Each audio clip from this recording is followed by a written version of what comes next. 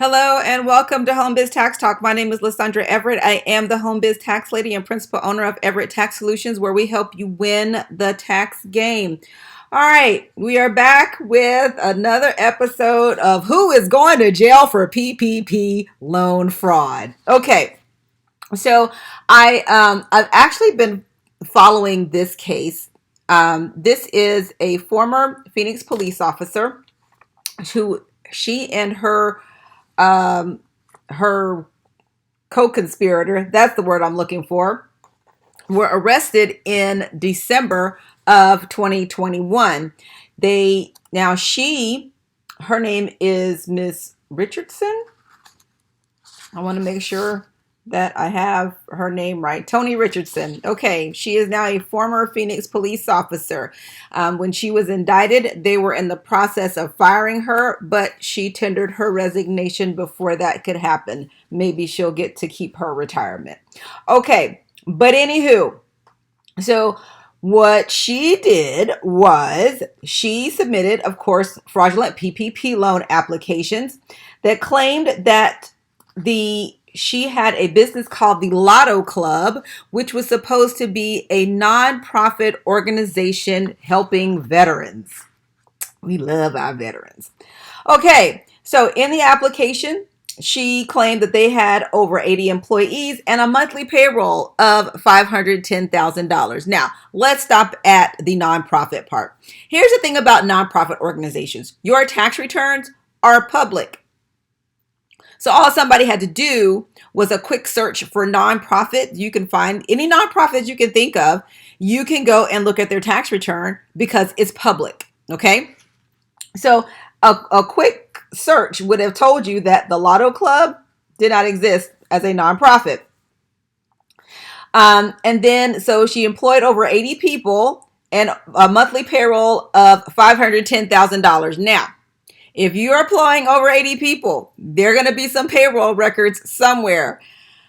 I'm betting that there weren't any. And for $510,000, there should have been some payroll taxes paid. I'm betting that there weren't any payroll taxes paid either. So, anywho, prosecutors say that they got approximately $1.2 million. Okay.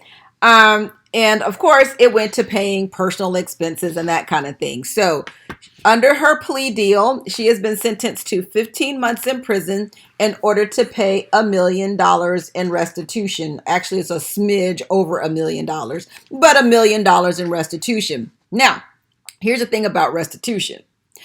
It generally does not go away.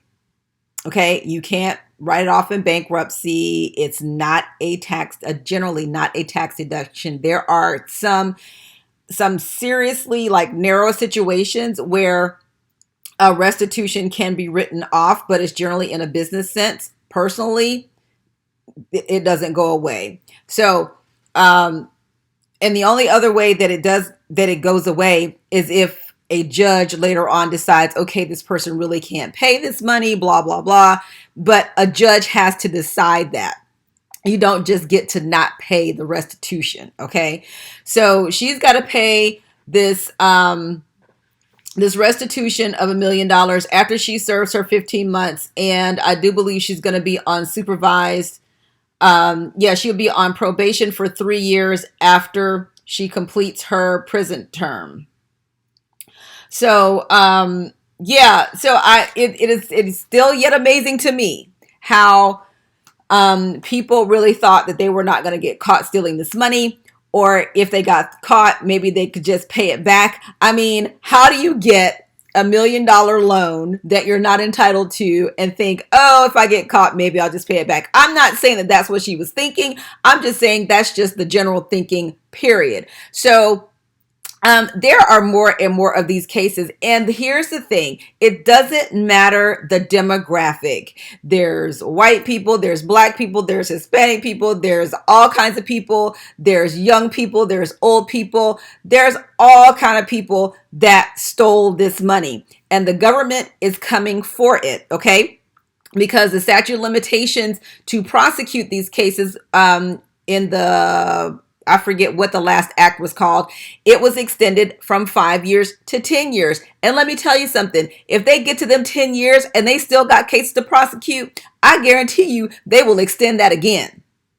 Okay. So, like I said, when it comes down to catching these types of things, it's really easy to do. There's just a lot of it. And people are worried about this 45.6 billion dollars that the government is getting for enforcement.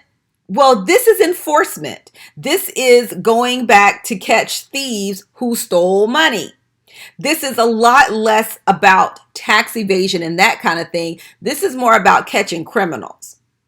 So people are out here spreading this, they're hiring 87,000 armed agents. No.